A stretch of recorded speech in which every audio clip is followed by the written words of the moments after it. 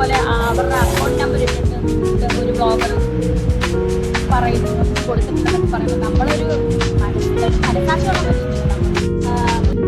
ഏതാണ് സംഭവിച്ചത് വളരെ ഭയങ്കര ഒരുപാട് പേര് അവരോട് ചോദിച്ചപ്പോൾ അവർ അതല്ലാതെ ഒരുപാട് ട്രാൻസ്ജെൻഡേഴ്സ് അവരും മമ്മി അതുപോലെ ഒരുപാട് പേര് അവരൊക്കെ എൻ്റെ ഫ്രണ്ട്സാണ് ആകാനും കൂടെ ഇപ്പോഴും അവനെന്നെ കൂട്ടമാണ് എൻ്റെ മനസ്സിലങ്ങനെയാണ് അവര് മറ്റുള്ളവരെങ്ങനെയാ കാണുന്നത് എങ്ങനെ കാണുന്നെന്ന് എനിക്കറിയില്ല. എന്നാലും ഞാൻ മകനായിട്ട് തന്നെ കണ്ടതാണ്. സുധിച്ചേട്ടൻ വ്യക്തമാണ്. ആദ്യം അമ്മേന്ന് അവിടെ അമ്മച്ചിയാണ് ഇനോഗ്രേഷന് പോകുന്നു. എന്നാ പിന്നെ ഈ ഇവിടെ എയർപോർട്ടിനകത്തിരിക്കുന്നതൊക്കെ ബുദ്ധിയുള്ളവര് അവര് വെറുതെ അല്ലേ കടന്നു ഈ പെട്ടി പ്രമാണം എല്ലാം സ്കാൻ ചെയ്തിട്ടില്ലേ തീർത്താത്ത പറയട്ടെ ഭക്ഷണം തീർത്താത്ത പറഞ്ഞോണ്ടിരിക്കുന്നു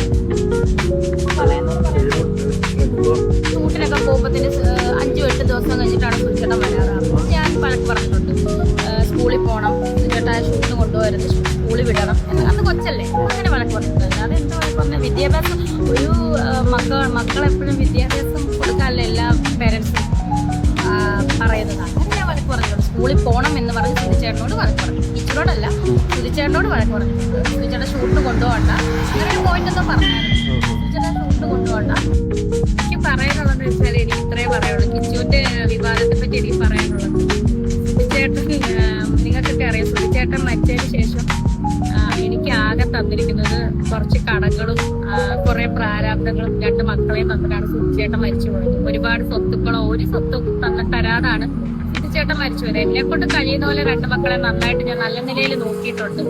കിച്ചുവിനെ സംബന്ധിച്ച് ഇപ്പൊ കിച്ചുവിന് 10-22 വയസ്സായി പ്രായപൂർത്തിയായ ഒരു മകനാണ്. സോ അവനിപ്പം സ്വന്തമായിട്ട് സമ്പാദിക്കാറൊക്കെ ആയി. പിന്നെ അവൻ എന്തും പറയട്ടെ. അവന് എന്താ പറയാ അവൻ വന്ന് പറയുന്ന അവന്റെ അഭിപ്രായങ്ങളും കാര്യങ്ങളും ഇപ്പൊ അതിനകത്ത് വിയോജിപ്പോ കാര്യങ്ങളോ അവൻ ആരോട് പിണക്കങ്ങളോ ഒന്നുമില്ല. ഇതിന്റെ പുറകിൽ ആരൊക്കെയാണ് കളിച്ചത് എന്തിനാണ് മാനിപ്പുലേറ്റിംഗ് നടത്തിയത് നിർത്താൻ പറ്റുന്നത്. ഞാൻ എന്തായാലും സബ്സ്ക്രിപ്ഷനെ ഞാൻ ഇങ്ങനെ തന്നെ മുന്നോട്ട് പോകും. അതുപോലെ എൻ്റെ ജോലി എൻ്റെ ആൽബങ്ങളും എൻ്റെ സിനിമയാണെങ്കിലും എൻ്റെ ഇനോഗ്രേഷനും കാര്യങ്ങളായിട്ട് ഞാനൊരു സൈഡിൽ എന്നെ പറ്റി ഒരു നെഗറ്റീവ് അവിടെയൊക്കെ വരുന്നവർ ദൈവമേ ഈ കൊച്ചിനെയാണോ ഈ കിടന്ന് ഈ സോഷ്യൽ മീഡിയ ആൾക്കാരും അല്ലേ ഈ കിടന്ന് വിളിക്കുന്നതെന്ന് അവർ പറഞ്ഞു. എൻ്റെ സംസാര രീതിയാണ് എന്താണെന്ന് എനിക്കറിയില്ല. എന്തായാലും വിവാദങ്ങൾ നടന്നുകൊണ്ടിരിക്കും. എനിക്കറിയില്ല അത്